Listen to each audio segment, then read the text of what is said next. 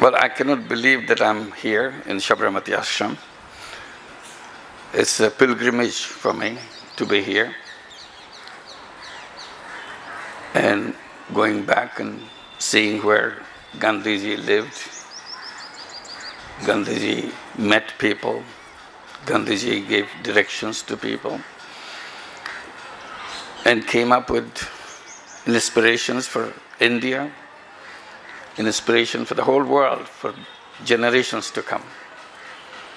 So it's a rare moment for me to be here. And I was, as speakers are speaking, I was trying to absorb the air, sunshine, and the trees and the leaves,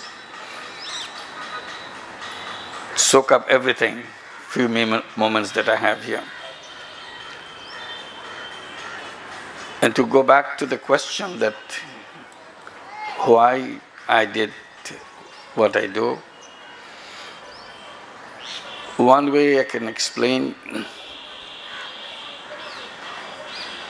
I keep telling myself I'm a very lucky person.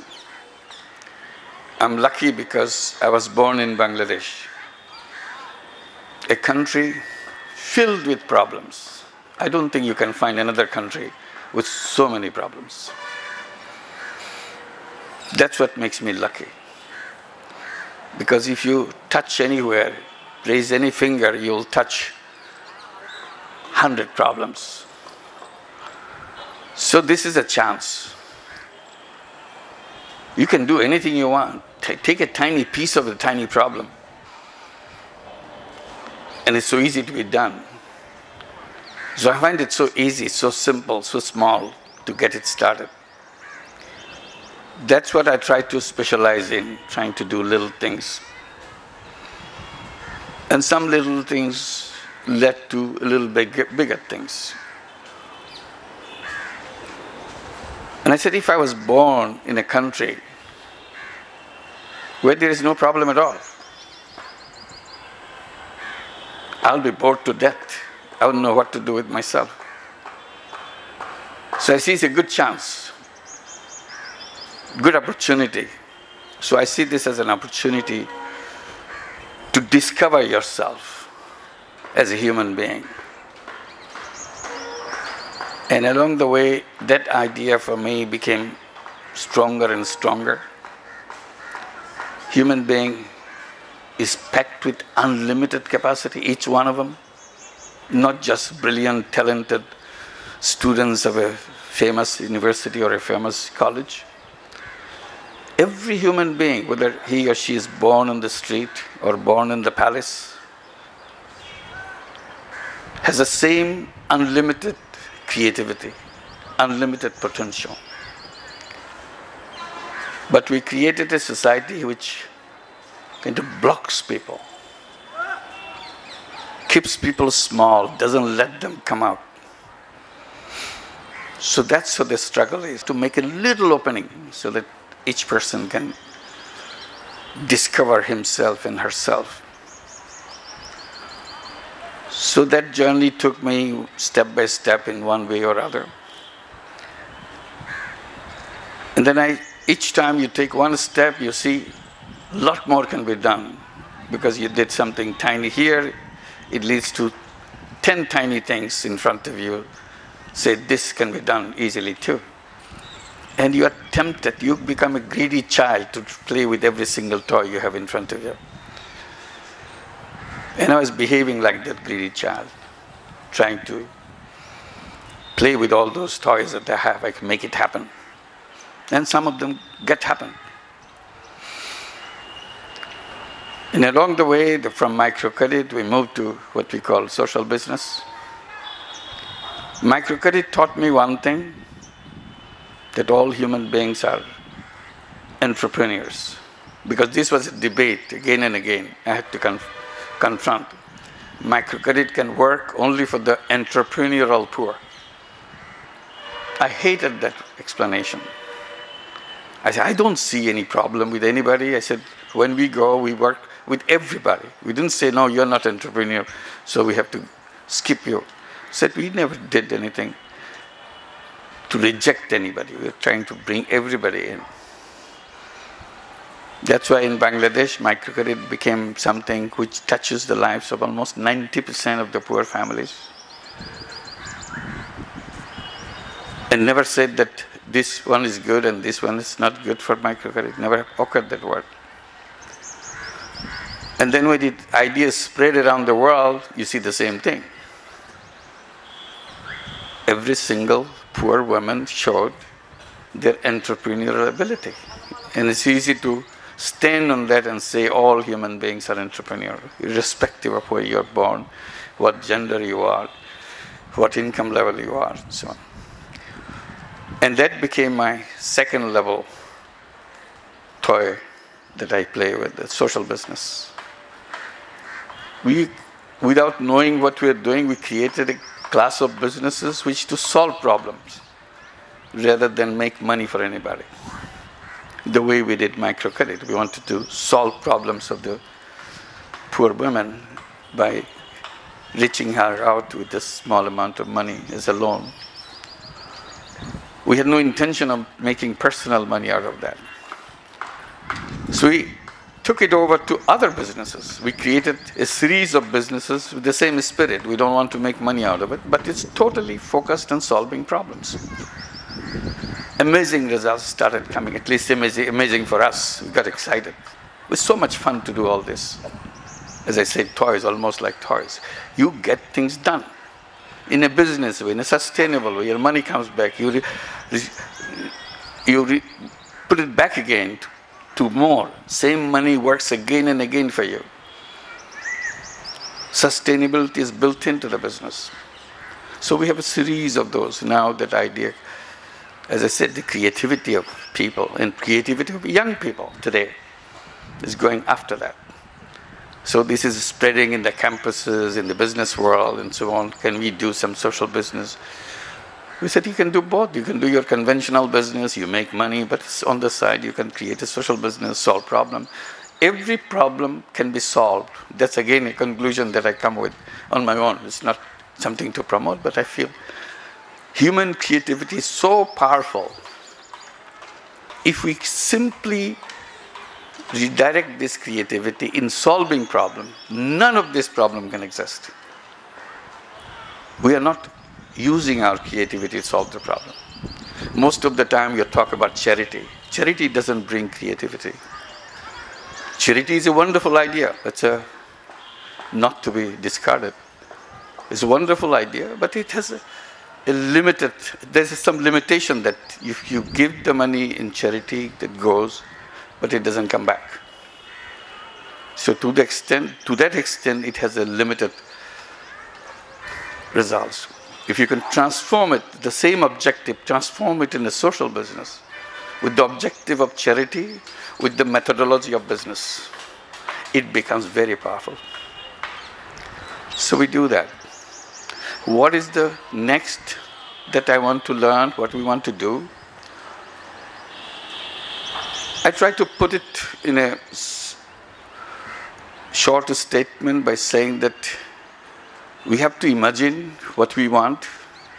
And my imagination is we want to create a world with 3 zeros. 0 poverty. Not a single person should be a poor person in the world. In Bangladesh, again, we are very lucky at that.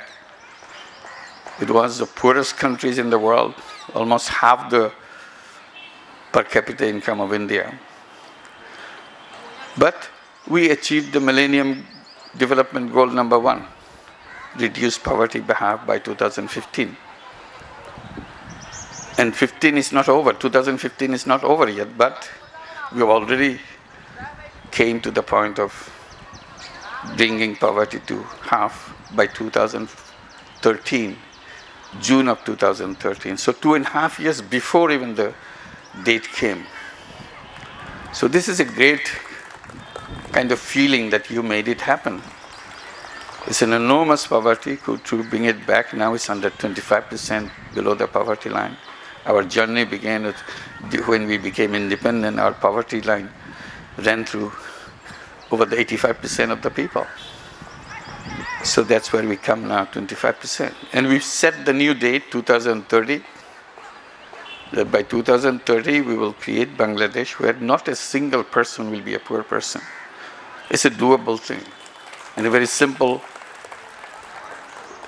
logical conclusion. If you can bring something to half, if you continue the process, it comes to zero. So that's what we are waiting for. And we think it's true for the whole world. It's not just for Bangladesh. Same process. Just go back to unleashing the creativity of individual people. It will open the way. There are many problems along the way. It's not just like that. But you enable people to fight it out on the way. The second zero is zero net emission. So that we achieve that goal, it's zero net emission by 2050. So you have to combine this. It's not a separate issue, so together. Third zero is zero unemployment. Not a single person in the world should be unemployed. Because I strongly feel unemployment is an artificial concept created by flaws in our thinking. Human beings are not born to be unemployed. That idea came because of the way you created a capitalist system where you have to all go and work for somebody. You build the education system where you teach your young people to get a good grade, be competitive, so that you can get a good job. And if you don't have a good job, it's your fault. It's not his fault, not her fault. Young person bubbling with energy, bubbling with capacity, but is unemployed. Why? Because something called the system, something called the theory, has put a spell on you, cannot let you function. I said human history doesn't lead us to that. Human being go-getters, that's what we are. When we lived in the caves, we are not sending job applications. If we did, we will be done, finished, we will not be here. Luckily, we were wise and continued. Only probably a couple of 100 years or so, this idea of getting a job came and all these problems created. So we go back to the basics, that we are entrepreneurs. I tell young people in Bangladesh, particularly the young children of Grameen families, said, repeat to yourself every day, every morning you get up, that I'm not a job seeker. I will never ask for a job in my life. I'm a job creator. Creating job is my mission. And then act like a job creator. Think like a job creator, and you will make it. It's much easier to create a job and find a job. Just all you need is an idea how to start a business. If you get frustrated, where am I getting that idea? Look at your mother. She started out with 2,000 taka, 3,000 taka, 5,000 taka. That's for a starting life. And she built herself, created a business, continued it, expanded it. What good is your education if you're not good, better than your illiterate mother? Your illiterate mother has done business successfully. She's a very respected member of the Grameen Bank groups. Why you say I'm unemployed? Take that idea, make it 5 times, 10 times, 20 times bigger, and there you go. You create jobs for others. We created a separately social business fund. Any young person who comes up with a business idea, we immediately give him, we invest our money with him, we become his partner, her partner, and we work together to make him successful, make her successful in business. All she has to do, all he has to do, is to return the money that we gave her. Exactly the amount we gave her. Because we are a social business, we don't want to make money from you. Our job is to help you get launched on the orbit. It's done. So hundreds of these ideas keep coming to us, and we keep investing in us. To prove that we are better as a job creator, we are pushed into being a tiny little person called job seeker, and start your life in a little box under a tiny little boss over you. That's not a good start for a human life. So that's the third point, zero unemployment for the whole world. So that planet forgets there's a word called unemployment. It will not make any sense to anybody why a person should be unemployed at all. So that's the direction, that's the process that I'm trying to learn. Thank you very much.